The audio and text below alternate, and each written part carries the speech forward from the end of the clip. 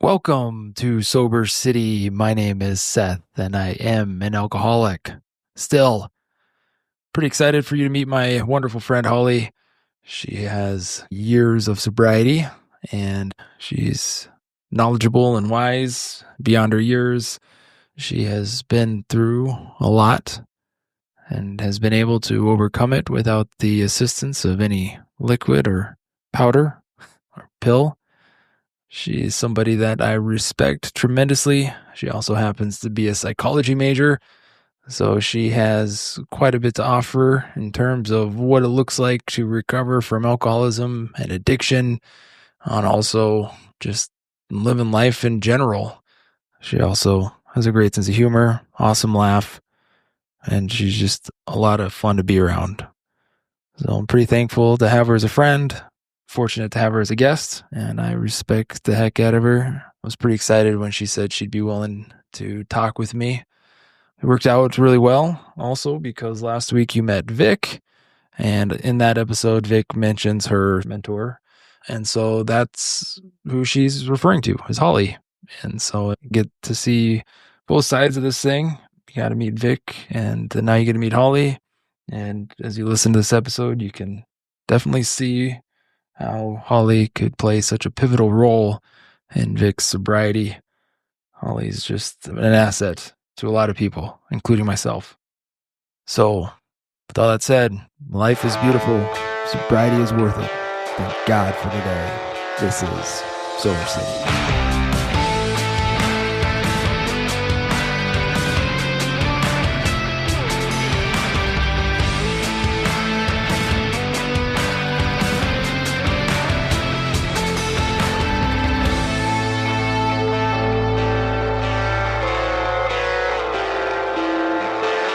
So, Holly, welcome to Sober City. Thanks. Glad to be here. Appreciate you being here. How long have you been sober? So I've been sober since April 29th, 2012. So 12 years, almost 13, which is mind-blowing. And how did you do it? Oh, that's a good question. Well, I got sober in recovery. And I think the main thing is that I've just stayed sober in recovery, which is a big help. If you just stay, it's a lot easier. But on top of that, outside of like a recovery program, I've done a lot to take care of my mental health and take care of myself. And I think that that has had a lot to do with not just the ability to stay sober, but the quality of my life. And so you just maintained an active recovery. An active recovery, yes. And been able to do it for quite a while. Mm-hmm. What were you like before you got sober? Before I got sober, I was sad. So I started drinking when I was 12. And the first time I drank, it was with my dad. And I was a really good kid, but I have struggled with anxiety since I was a child, which isn't a normal feat, but I don't have the best home life or whatever. So I started drinking when I was 12. By the time I was 14, I was drinking regularly, and that was all through my parents. So I would come home, and the rule was that as long as I made them a drink, I could have a drink. And it's one of the perks of growing up in an alcoholic home. I don't know. It's so hard to say. When I think about who I was before I got sober, I feel really bad for her. I was really depressed and full of anxiety and really suicidal, and I had no coping skills at all. And I was really attracted to people and things that hurt me. What's interesting about my drinking too is almost from the inception, from the beginning of when I started, I had been trying to quit. It was a really love-hate relationship from the start. I just knew it was bad for me, and I didn't like that feeling of losing control, but I just couldn't stop doing it. Started drinking at 12, and then you said regularly drinking at 14? So a daily drinker at 14, and this is also not normal, but it's how I justified it, is I only drank 1 or 2 drinks a day, which is still alcoholic. Right. But I wasn't, at that point, I wasn't getting drunk. I hadn't been drunk before. I didn't start binge drinking till I was 17. Alcohol played a pretty active role in your life at a pretty developmental age. Yes. And your parents, I assume, were alcoholics? Correct. And you Among were other things. sure, but primarily alcoholics. And so you've been just consumed by that disease your entire life until you were able to find a solution. Yes. Yeah, I didn't really know. Well, it's interesting. So before 12, we were very religious. I would use the word cult.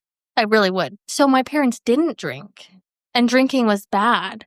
And then at 12, my parents left the church and then decided, hey, let's start drinking again. And so the first night my dad broke his sobriety was the first night I drank. Symbolic. But yeah, so I had not known any alcohol use. No one around us drank.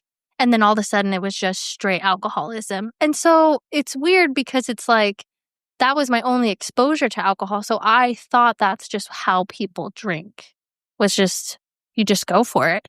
When you say your dad broke his sobriety, was he identifying as an alcoholic, or? Neither of my parents really talk too much about the time. They've mentioned things that sound very relatable, even like wilder than my own story. But at some point they found religion, and I don't know if they were exposed to any other kind of recovery. But at the same time, both my parents gave up drugs and alcohol. And that would have been a couple years before I was born. And they maintained that sobriety, that, not using, from that time until I was 12. So I think it was probably about 14, 15 years they had stayed away from alcohol and drugs. I don't know how that started off or what they decided to do or how they maintained that. They were angry a lot and they weren't working a program, but they stayed dry until they didn't. And then you said you began binge drinking at 16? 17. 17. Yeah.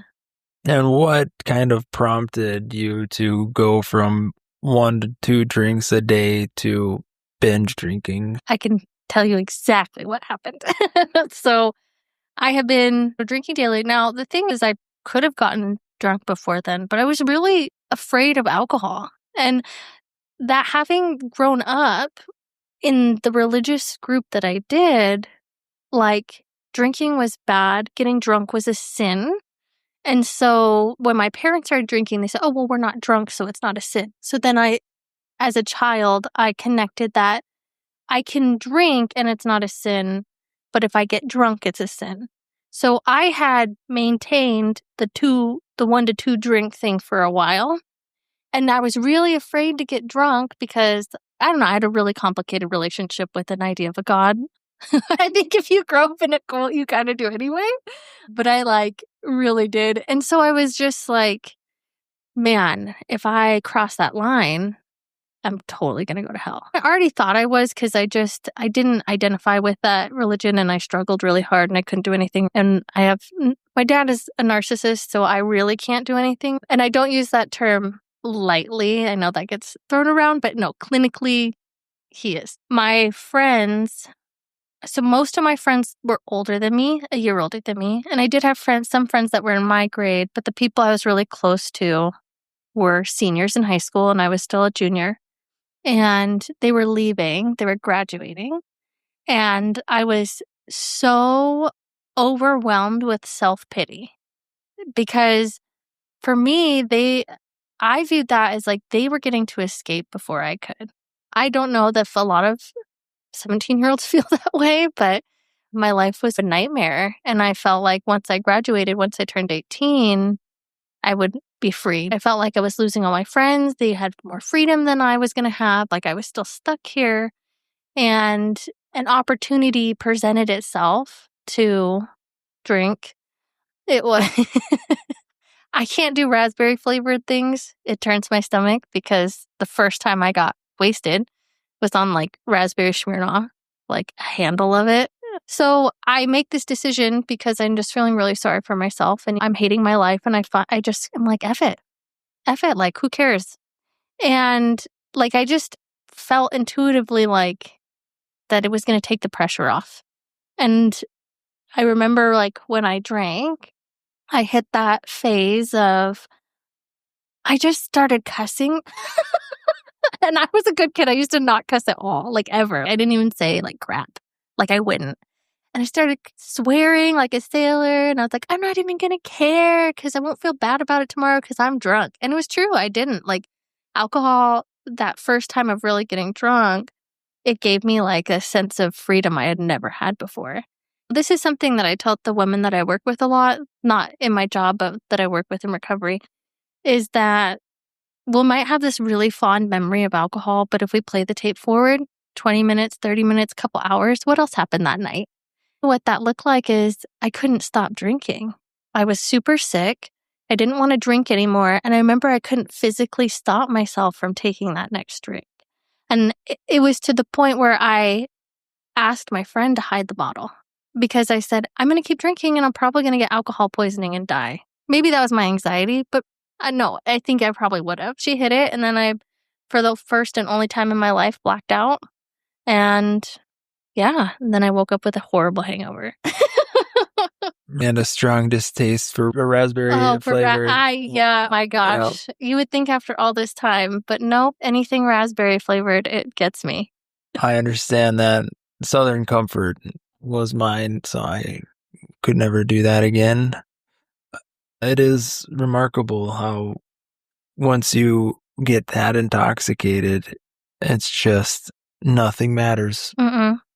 And there is a certain sense of relief when you're feeling that way, especially when you felt so anxious and worried most of your life, to all of a sudden swear and feel like that's okay. Yeah, I gotta pass. It was like my first taste of freedom. And I've explained it or I've described it before as like being able to breathe for the first time. It was like I didn't even know I had spent my whole life holding my breath. And then I drank and then I could breathe. As bad as alcohol was for my life, it also saved my life. I'm grateful that I got to quit, but I don't know how long I would have survived my teen years in my adult life if I hadn't had alcohol as an outlet. I don't think I would have made it. It's a sad thing to admit. Mm-hmm. It is a reality. And I think that's something probably a majority of people don't understand is how when you are just high strung for as long as you can remember, and then you find something that just finally loosens you up, and then you're comfortable in a crowd of people, in a room full of people, there's freedom in that. And as far as we know, initially, that's the only way to feel free. And it's sad, especially for you to have started so young. Yeah. To get that kind of medication, that relief at 12, in a sense. You really got plugged into a really unhealthy way of coping and living life. So you woke up from that binge or whatever. Yeah. And hungover, sick. Deathly ill every time I drink. Every time, right. You'd think you'd stop. Mm-hmm. What did the rest of your days look like after that moment? You got to experience that freedom. You woke up deathly ill the next day. Yep. And then where'd you go from there? I swore it off. And then I didn't stay sober. No. That's how it goes, right? Like I was like, wow, that was really scary. Like it was great. Like me not being able to stop. I'm a pretty self-aware person. I always have been. And I've always been pretty in control of myself, if you will. So not finding myself in a moment of not physically being able to stop myself from drinking, even though mentally I'm like screaming on the inside, I don't want to drink, and still drinking. That was terrifying. But it wasn't enough to stop me. I thought it was the day after. It's like when you're addicted, you're addicted. The risk of having that happen again didn't in my mind, didn't outweigh the benefit of the freedom. And really more so, what was really happening, because it's like I wasn't in that deep of thought about it. What it was is just the pain of living was too strong to go without alcohol. I would go for as long as I could. And then when I couldn't handle the pain of life anymore, I would pick up. I just would. If I wanted to, it also was sometimes used as that social lubricant. So it was the only way I knew how to connect with people. So more about my family relations. The only time my dad was ever nice to me was when we would sit on the couch and drink a beer. And we would drink a beer and we would watch wrestling, like WWE. But it was the only time, it's not like he was saying nice things, but it was the only time he wasn't criticizing me. It was just the only time I got that attention. And it wasn't much. It was like a breadcrumb. But it was like, for me, like my brain must have made some connection of people like me more when I'm drinking with them. So how do you make friends? You drink with them. How do you get through life? You drink. I don't know. I just continued on. And then the rest of my drinking, I just continued to be a daily drinker. And then I would have binges. And so I got sober before I was 21. So during my drinking career, if you will, I just got drunk when there was access. So it would just be like partying with groups of people. Whenever it was available, I would do that. The older I got, the binges got closer together. So it would go from like maybe once a month to like started being every week.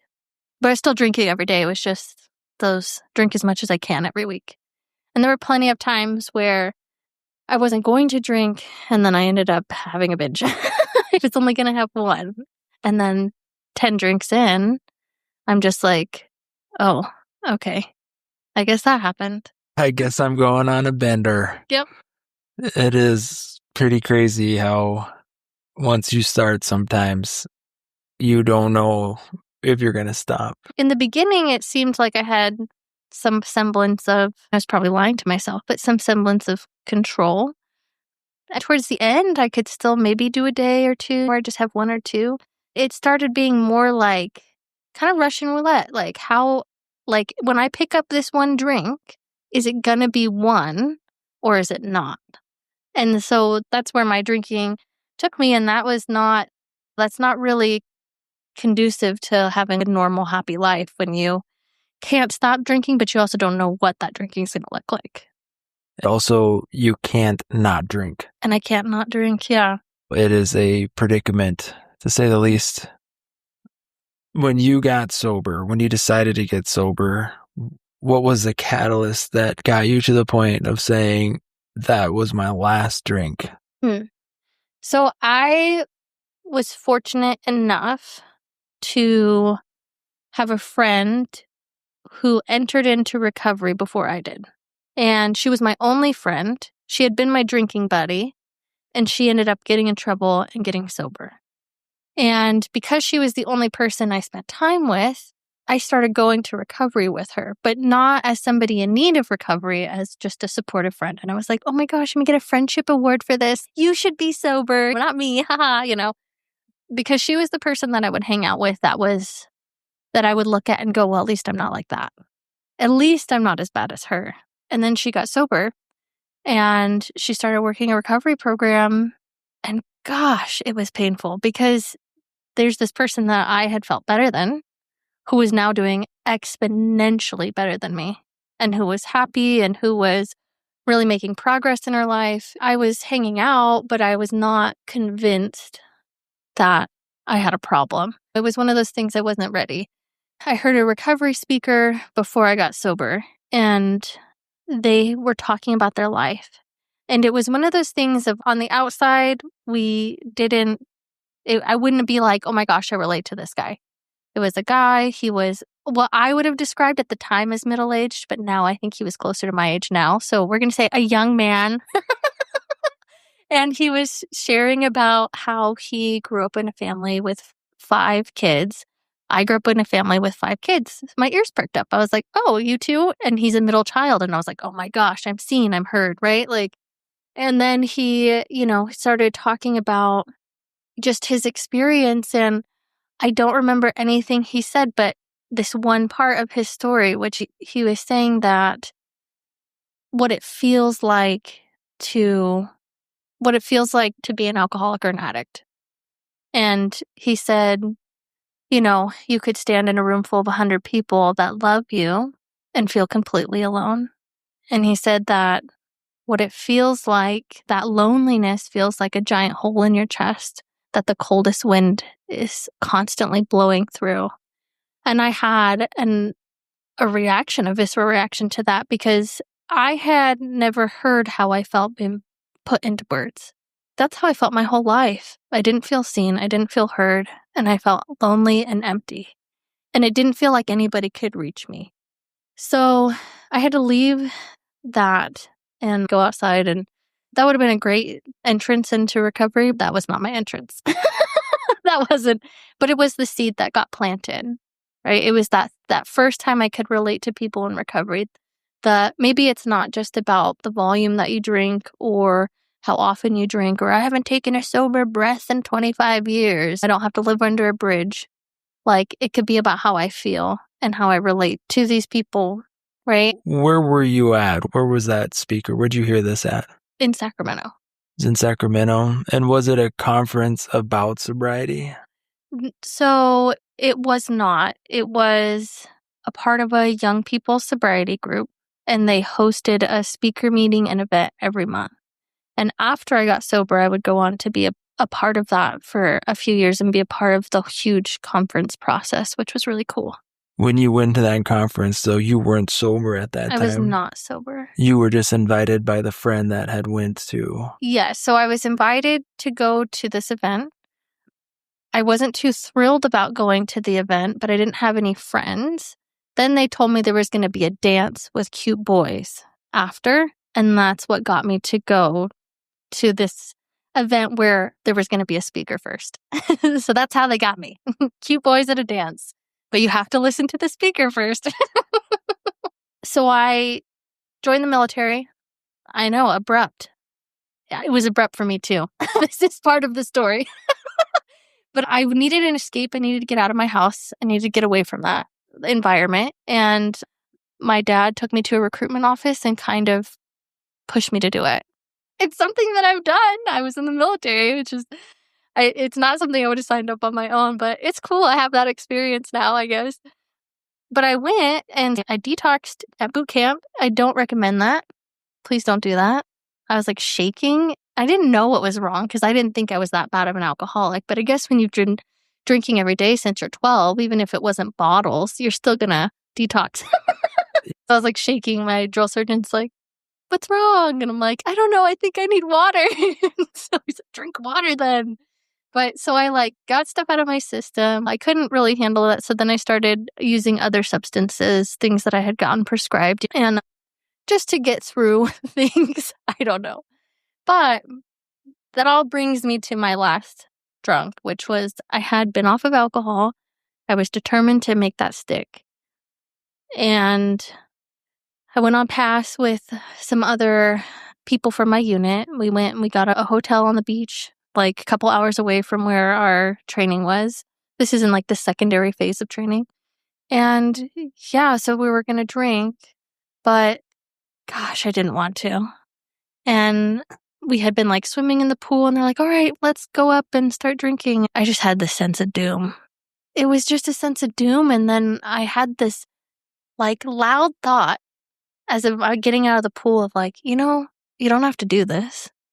And I walked up to that hotel room and I poured myself a drink and I started drinking. And it really felt against my will that time. Like it had before, but this time was different. And there was no joy and there was no relief. There was all the pain and the sorrow and the suffering that I had in my life for the past 20 years just all came to the surface. And I was a mess. I was an absolute mess. It was not fun to be around. I think I ruined that whole weekend for everybody. I went out on the balcony by myself and I looked out at the ocean and I was like yelling. I lost my mind. I was like, "F you, ocean, you're free," and I'm not. I literally said that. I wish I blacked out, but I didn't. But I'm on this balcony and I decided to kill myself. I just did. And I was just so tired.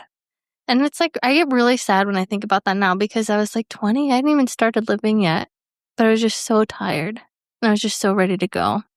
And I looked down and we were only 4 stories up. And I was like, I won't die. I'll just mangle myself. And so I decided not to. And that's how I didn't die.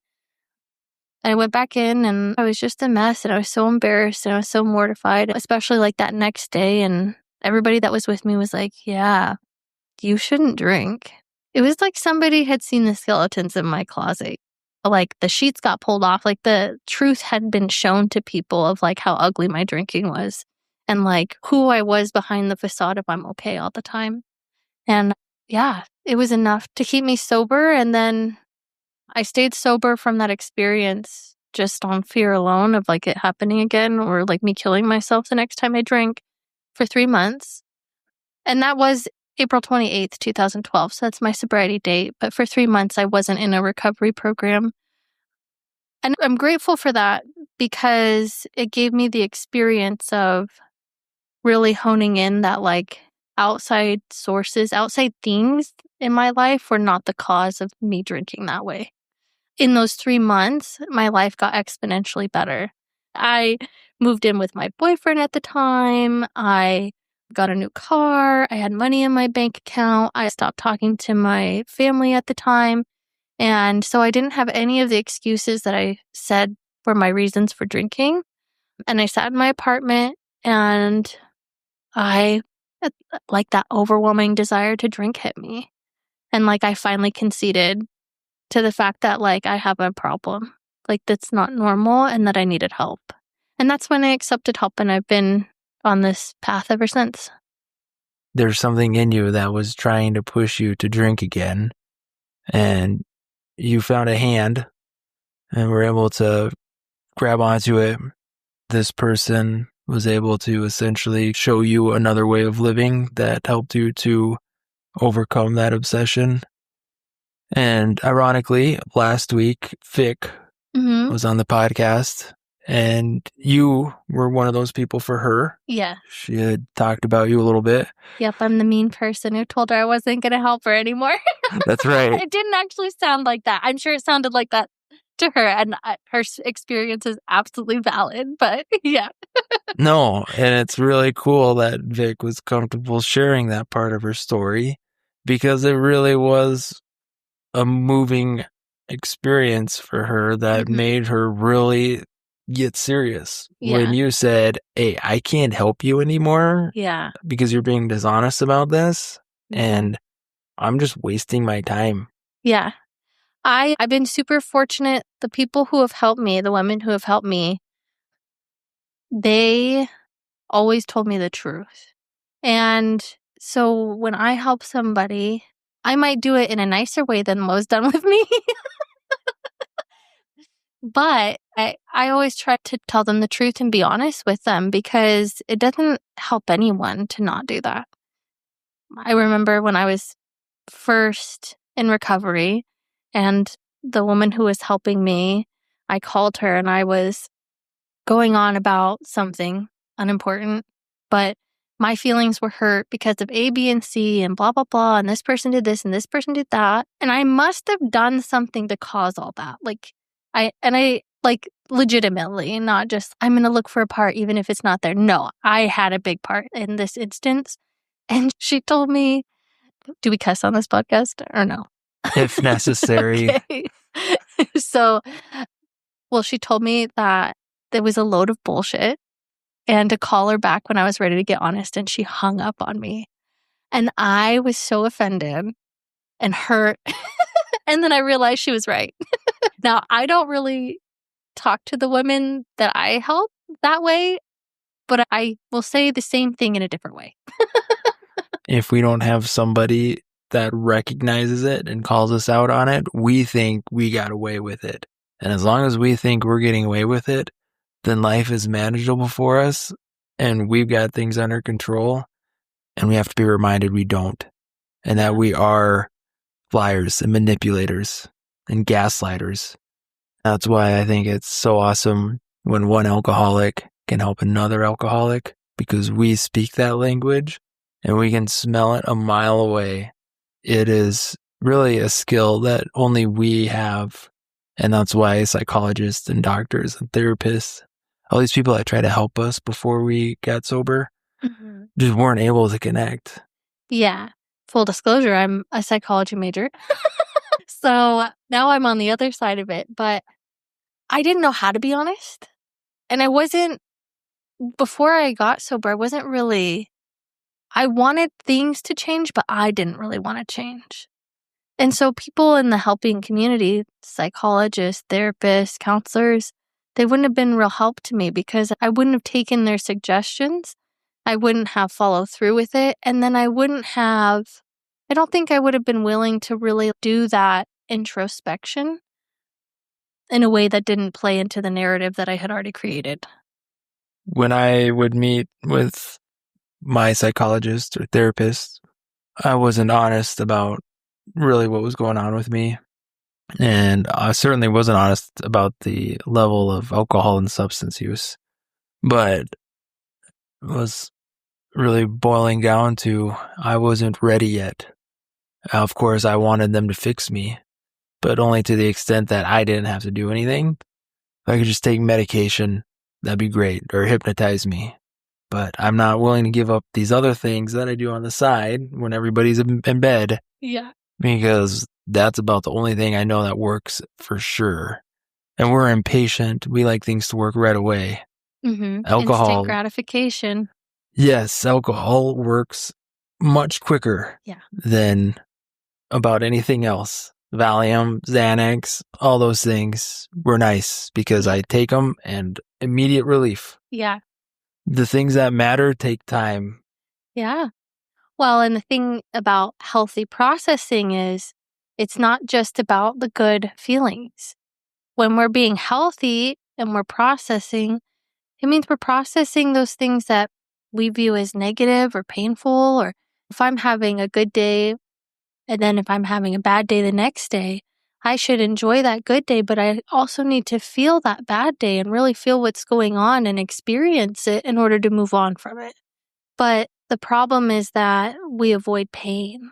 And so anything that isn't that good feeling, we're running from it, we're trying to cover it. And then we get into recovery and now we're told to sit with those things. And it's uncomfortable. And it's why a lot of people don't stay because it feels like it's going to kill you. It sounds dramatic, but to sit with your sadness feels like it's going to kill you. To sit with your anger, to sit with your fear, those things don't come naturally to us, especially, I mean, for me, I've been running from that since I was 12. I never developed a coping strategy for how to handle a bad feeling. How did you eventually find a way to be able to sit in your discomfort? A lot of trial and error. A lot. I think just the initial process of a recovery program. So if you're in a program that has steps, you go through those. And within those, there's a lot of facing the truth. And so that's your first taste of discomfort, right? But you're not going through it by yourself. I think that's what I was told. You can't go around it, you can't go under it, you just have to go through it. And I think that unfortunately, but fortunately, in my sobriety, I've had to face some really hard stuff. And every time that I faced those things and stayed sober, it was like a sober reference, a sober experience. So, how did I get through that? I leaned more on people. I implemented A, B, or C. I did this thing, I did that thing, all to help me stay sober. And so now when stuff comes up, I have this whole list of references that I can lean back on and go, okay, do I need to talk to the woman that helps me more? Am I telling people how I really feel? Am I letting people help me? And that's just with the big stuff. With the little discomfort, I struggled for a really long time. Like a lot of those 13 years were spent struggling, and that's okay.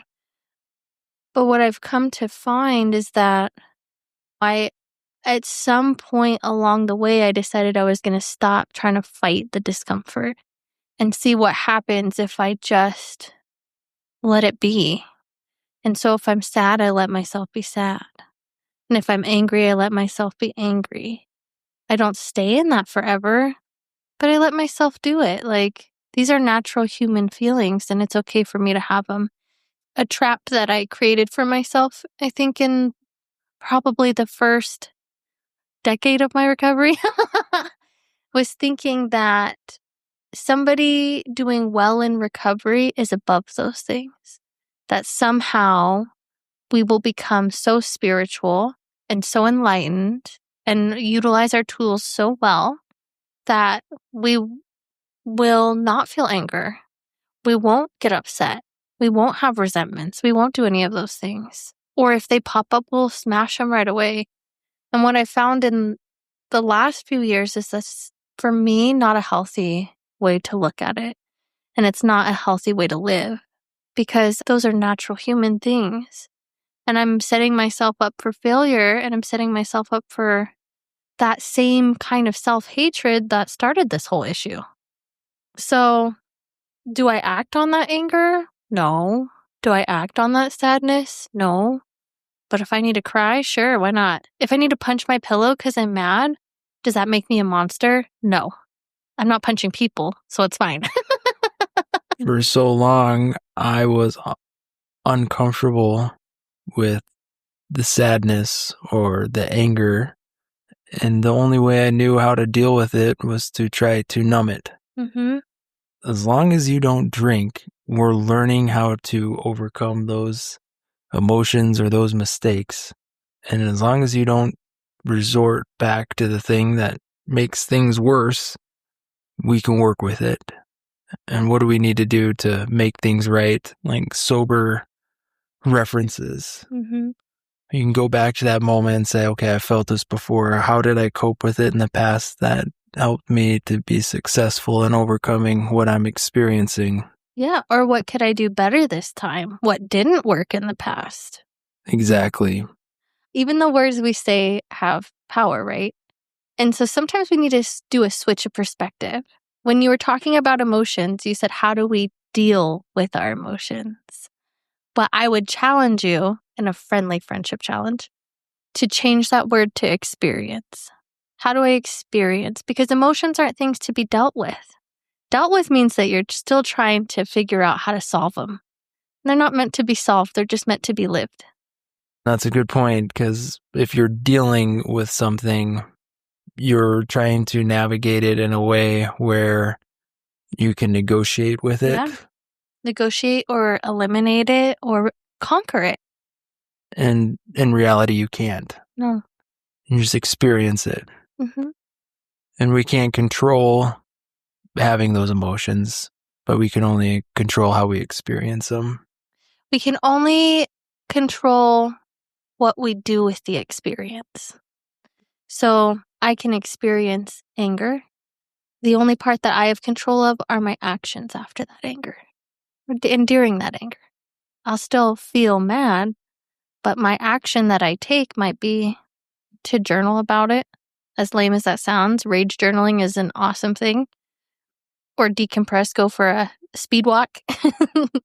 And that would be the action that I take instead of the reaction I used to have, which was to yell, to take off in my car, to make the threats, do the things, right? So it's just that shift in, I still have the anger. And then actually, the more I feel it, it just dissipates. Like today, I'm not angry like I used to be, but I still can be. It's just never it just doesn't stay as long.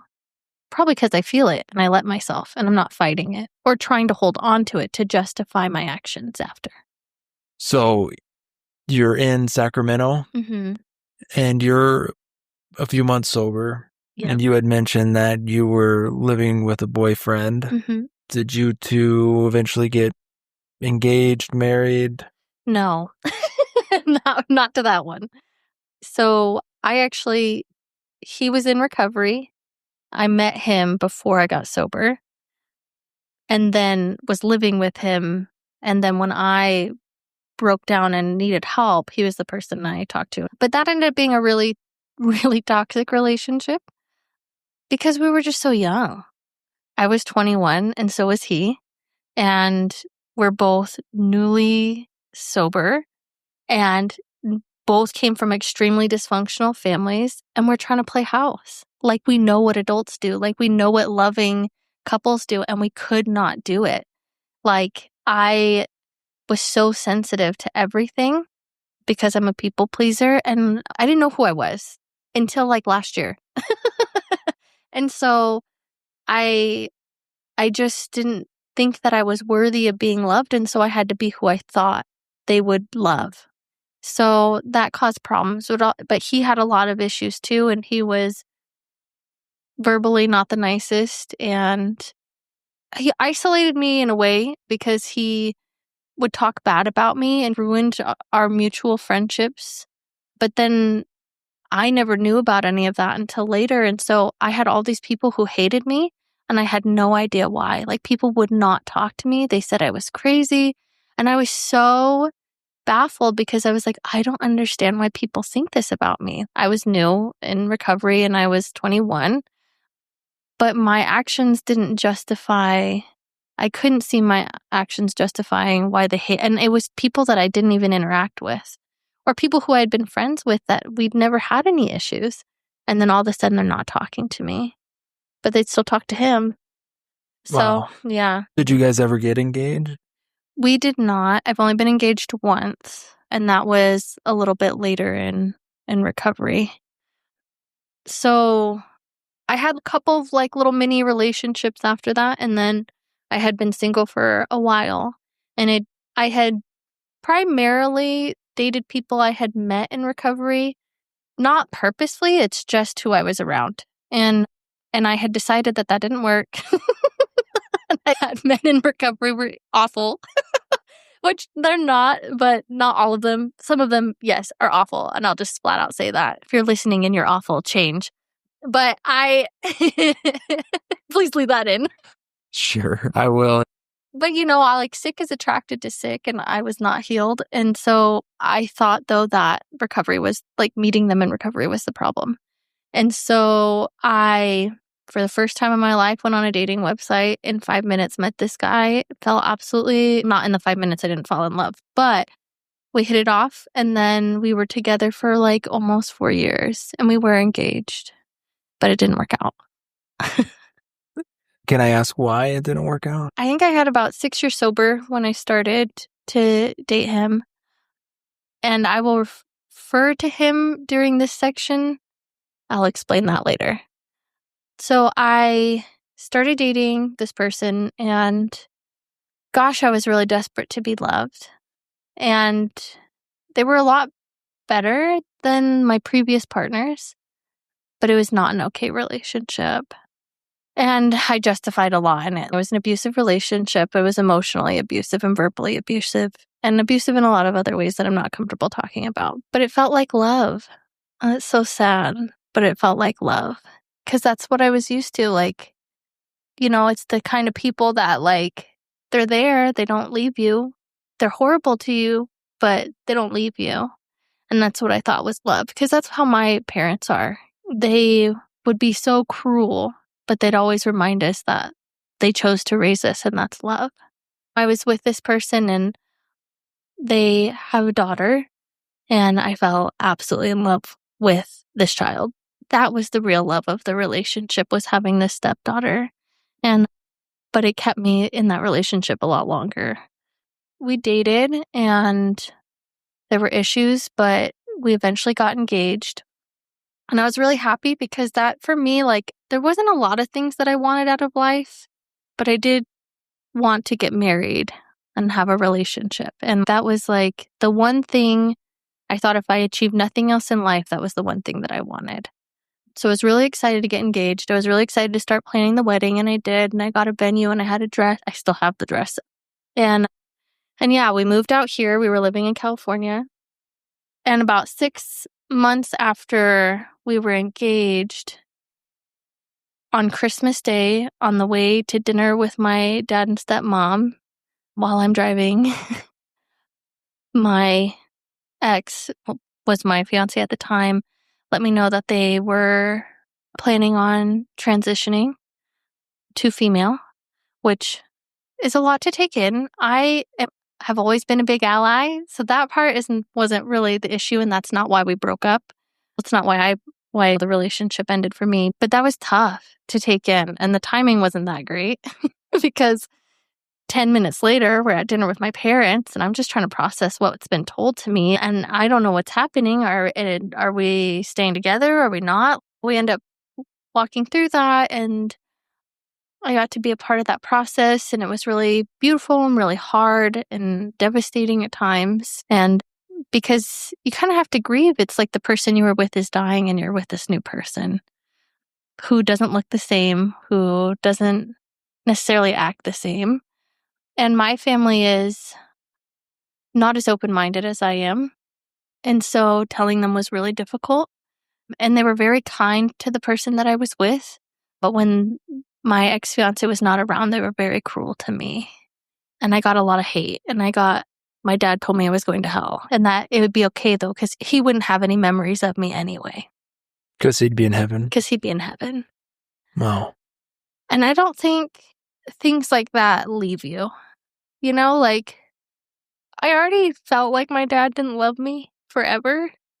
And then him being okay with me being in hell somewhere because he doesn't have to think about me. And being told that, and what prompted that conversation was I was thanking him for being so supportive. And yeah, way to, it's like, wow, I'm loved. Just kidding. So that was tough. But I had this new family, right? My partner who I'm staying by, who I'm going to be with, who's not the kindest to me, but isn't leaving me. And the stepdaughter that I absolutely adore and I cherish and who treats me well and I treat her well. And then a few more months go by and one night my ex doesn't come home. When she finally does, she tells me she's leaving me for someone else. And boy, did that blow my whole world apart. Because I was willing to change and accept my whole life for this person. Love means you don't leave me. And now they're leaving me. So it was hard. I was devastated, which is probably like the understatement of the year. But I'm so grateful for it. I talk about that situation and how painful it was, but it was the best, worst thing that ever happened to me. After that relationship, I started for the first time in my life doing things for me. It completely shattered every idea I had about what life should be and what it should look like and what my role was in it. And I became a free person after that relationship. It was hard and was devastating. There's a lot of trauma still that I'm working through, but it was a huge catalyst for these big, giant changes that have happened in my personal life and my mental health and my recovery, all of it. And I don't know that I would have had the changes if I hadn't gone through something like that. That's really difficult. You try to think of some of the hardest things you can go through when you're sober. That was my biggest fear my whole life. My biggest fear was that I was finally going to get what I wanted, which was to get married, and that they would leave me. Either they would cheat on me and leave me after we got married or before. And I thought that if that happened, I really would die. The thing about living your worst fear is that after you live it and you survive and you realize it won't kill you, then there's not really anything else to be afraid of. I didn't die. I made it through. You didn't relapse. I didn't relapse. I stayed sober, and it's not that the thought didn't come, but it's interesting because I thought about it and I thought, what will that help? It doesn't change it. It's not going to bring this person. And the thing about it is too, because it was such an abusive relationship, when my ex did leave, as painful as it was, also a relief.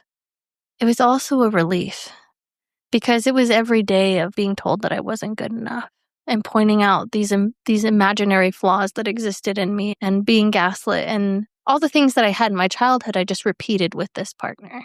So, yeah, big change, letting go of all of that. But that's what inspired me to start eliminating toxic people out of my life. And it took a couple of years to get to that point. But that relationship, it's weird because I never thought it was I didn't understand what abuse was. So I didn't look at my childhood and think I had an abusive childhood. I didn't look at that relationship and think that was an abusive relationship until afterwards when I was processing with my sponsor. And it just all clicked that you're normal in a healthy relationship. Your partner doesn't tell you need to eat less when you weigh 120 pounds. They don't tell you you're not allowed to like things. They don't tell you that they could leave at any moment and to go find somebody if you think that you can do better. Like that those aren't healthy things. Most of our life, we are fed lies in some way, and it takes somebody else to be able to point them out and tell us their lies and that we can stop believing them. And once we do that, then we can start being truthful. Yeah. And rigorously honest. And it's cool that you're able to overcome some really difficult obstacles and admit that I did think about drinking. Yeah. But you were able to recognize what would that help? How would that help? It'd likely make things worse. Yeah. I would just wake up the next day hungover with all the same problems. And what did I have? 9 years and 9 less years of sobriety. Back to day one. Back to day one. So how am I going to recover from this breakup and recover from alcoholism at the same time? It's just easier to stay sober. I actually learned in one of my classes. It's interesting because St. Francis is a pretty dominant figure in recovery. We have the St. Francis prayer. But I actually, in one of my textbooks, in the substance abuse treatment section, there was a quote from St. Francis, and it was one I'd never heard, but it was like so profound to me. And it's abstinence is easier than perfect moderation. It's so true because a lot of the time we think about, well, could I moderate? Could I have a couple of drinks? But how much effort do I have to put in that versus just staying sober? Like, That's right. How much effort would it be for me to have to constantly think about, well, am I tipping over the edge? Am I doing okay? Is having this drink this time going to be okay? Did I have too much? Does that mean I'm still an alcoholic?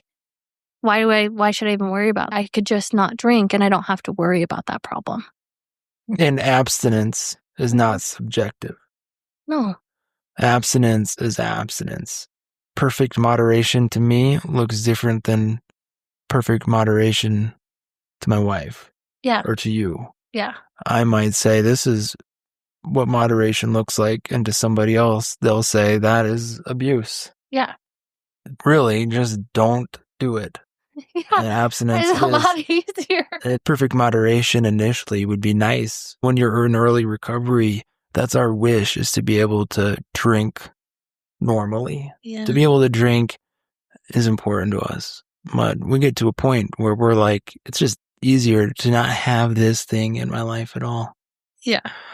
I appreciate you sharing that about your ex-fiance and about your dad.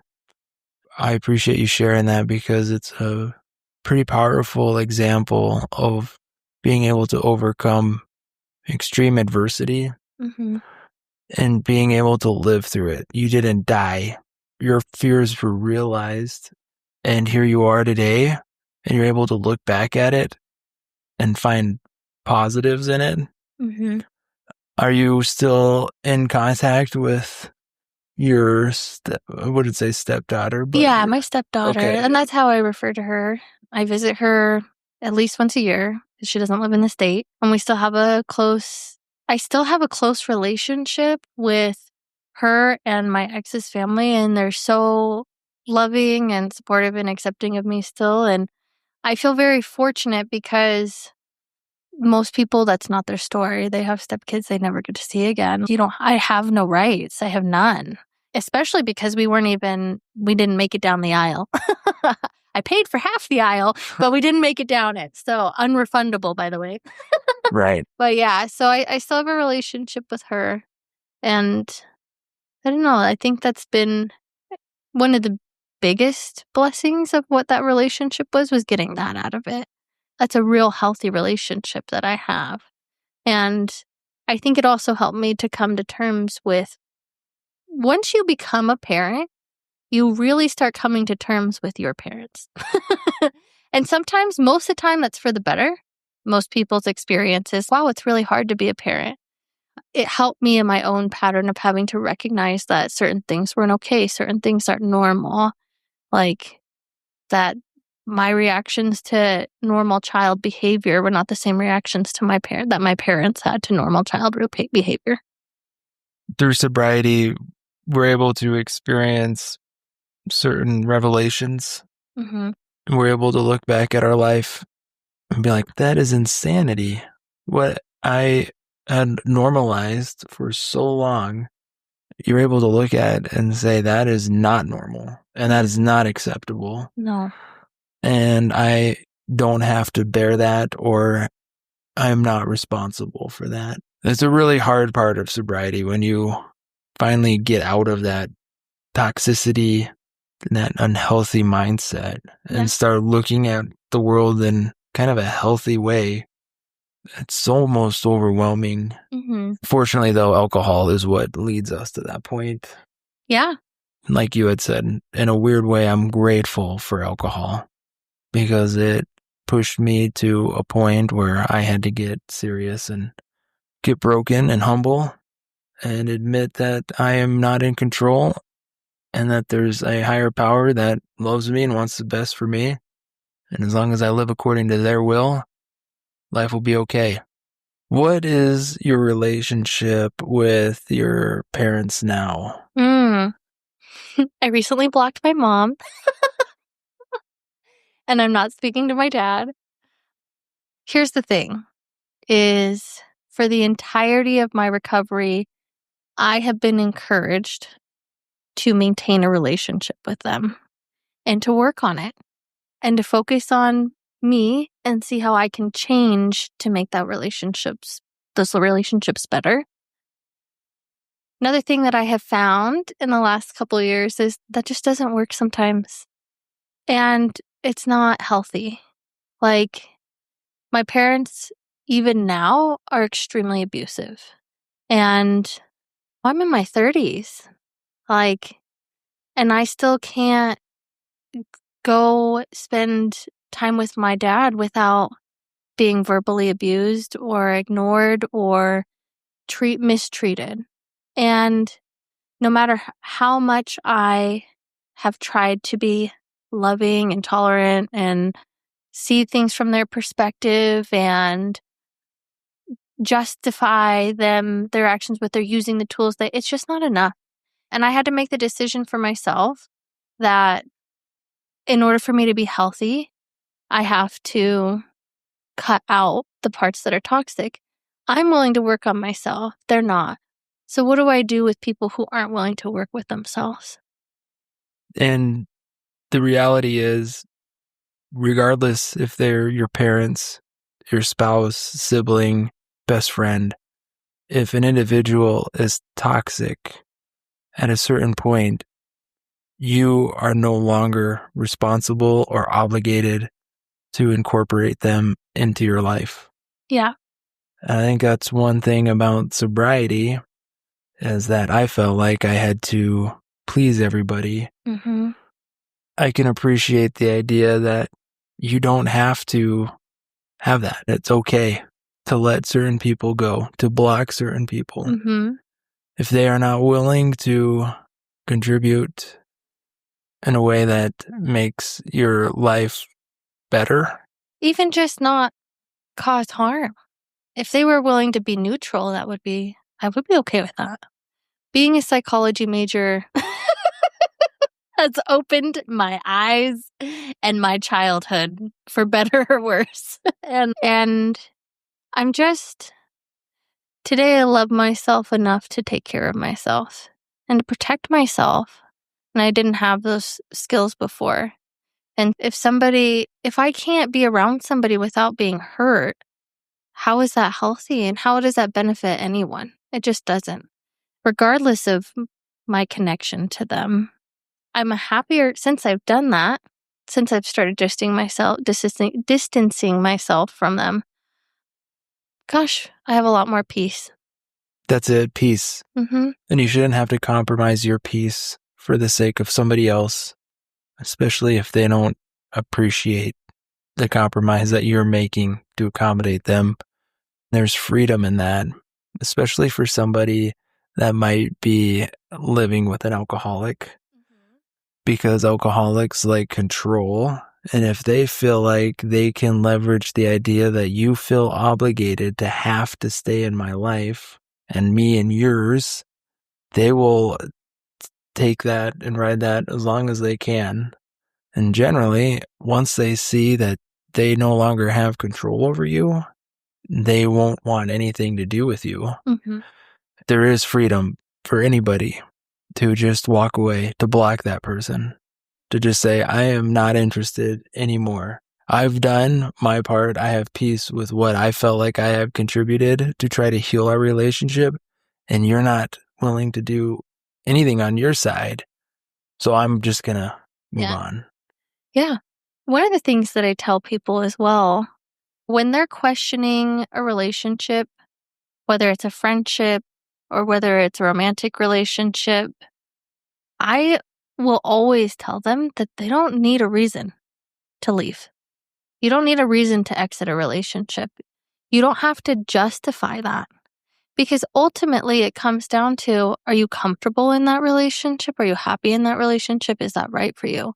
And you don't need a huge, no matter how much time you've put into it or effort or you've been through so much, you don't have to have a solid reason to say, you know what, this just isn't working for me. And I've seen a lot of people try and stay because they feel like they need a reason, and that's not healthy for anybody in this situation. If you need a reason, find one. But if you just want to leave, that's reason enough. Throughout my sobriety, I had these horrible, toxic, abusive relationships. It was just all I had that was modeled to me. So I didn't know what else it was supposed to look like.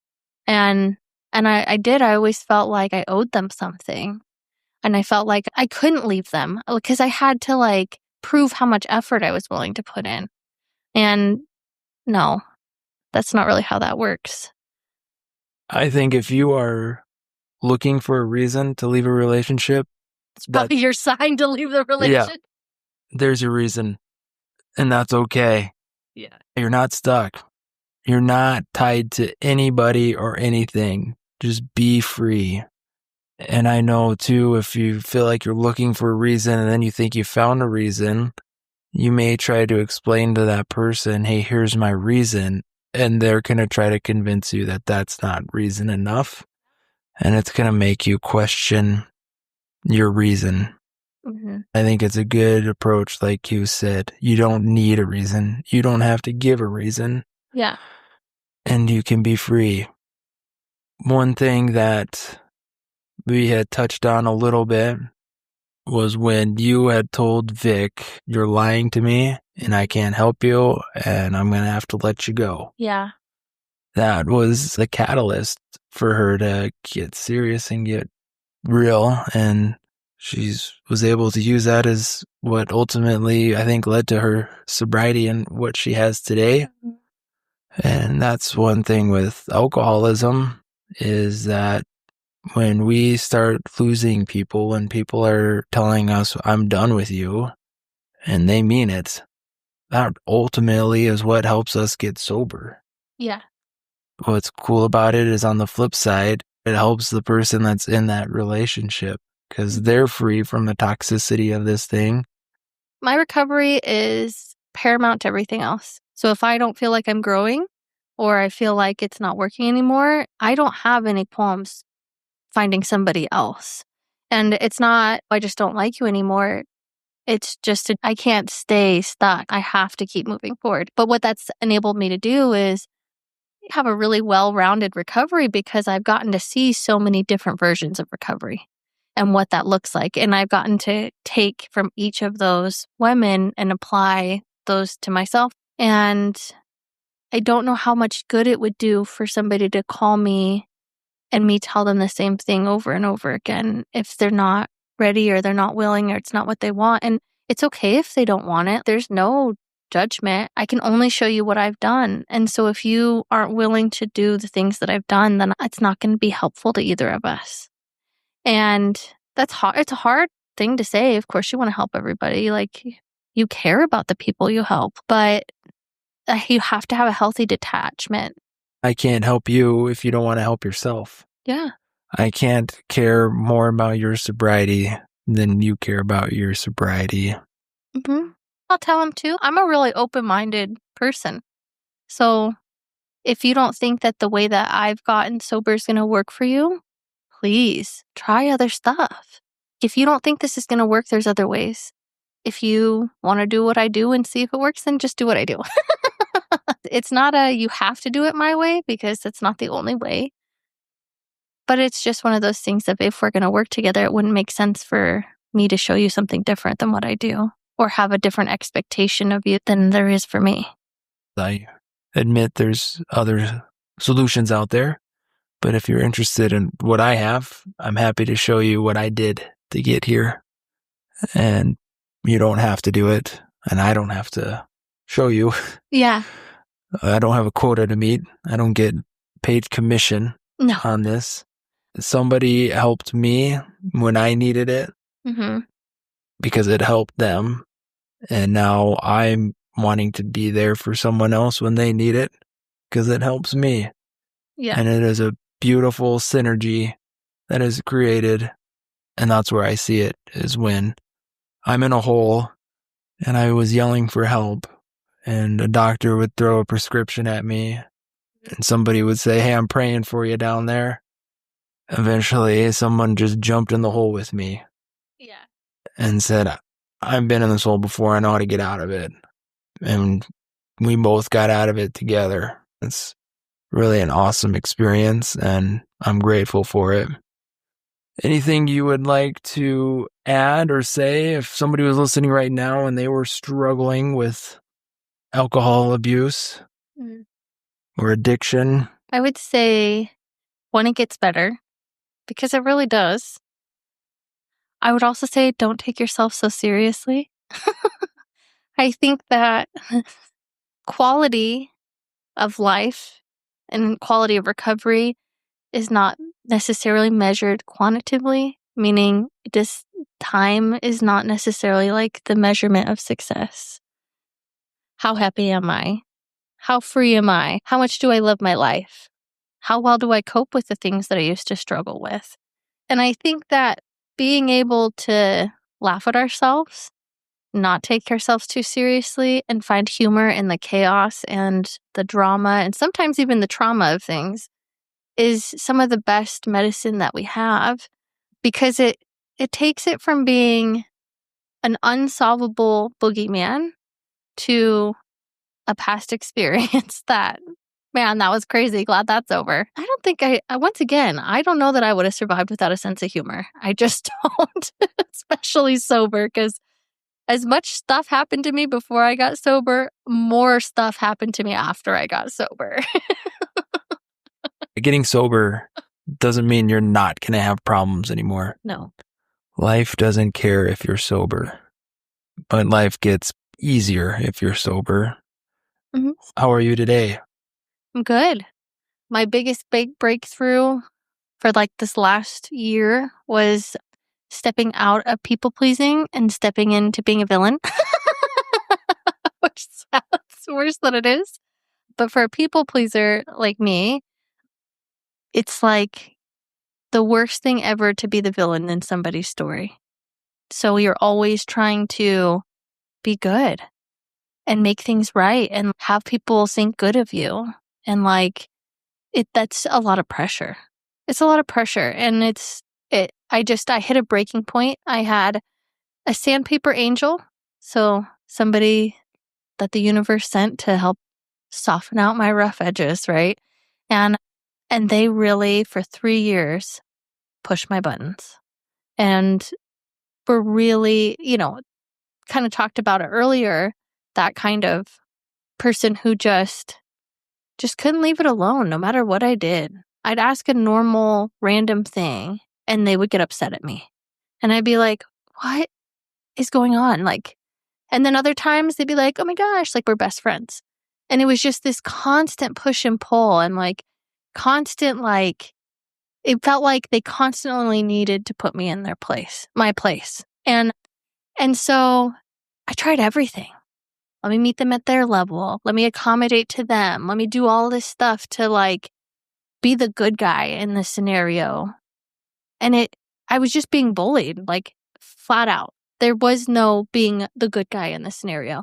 And so I finally had that breakthrough of like, well, if I'm going to be a villain, I might as well just be a villain. Like, and it doesn't mean I go around like actually being a villain, but like if that person hates me, so be it. Like, I'm not going to live for, like, I woke up one day and I realized that I've lived my whole life for other people. And I had not lived one single day for myself. And so I started doing that.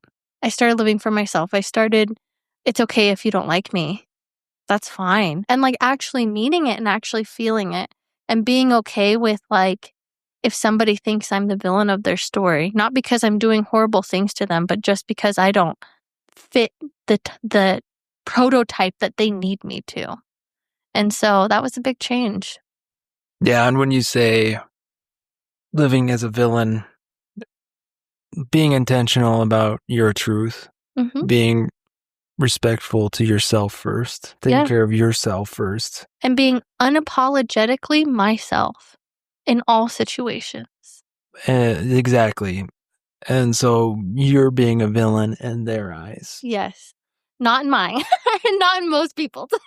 That's right. Not to most people's, but to certain individuals, they may see us as a villain, but in reality, we are putting ourselves first. We're taking care of ourselves. And there's a big part of sobriety that is being selfless. Mm-hmm. Because most of our life we were selfish and self-seeking. Mm-hmm. But so we have to find this balance of being mindful of others, being selfless, but also ensuring that we're not compromising our peace, compromising our sobriety for the sake of somebody else. And there's definitely going to be people that don't like that. Mm-hmm. And there's people that you're going to run into in recovery that don't agree with that. And that's fine. I can be a villain in their story too. Yeah. But the thing is that there has to be room for some self. Humans are not meant to be an empty void of selflessness. You can be a kind, altruistic, genuine person and make space for you as an individual to exist. Because you have to exist. You have to be a real person. It's like the Velveteen Rabbit, like if you're just a vessel and nothing more, then you're not real. And that's a really dangerous place to fall into depression and anxiety. And I think that's where a lot of people end up, in mental crises in recovery, is because they're not taking care of themselves. They're not saving that space to be them. And I know that I did. I've been suicidal sober with years of recovery because I just felt like I couldn't do recovery good enough. And that what other people were sharing and experiencing, gosh, was I doing something wrong?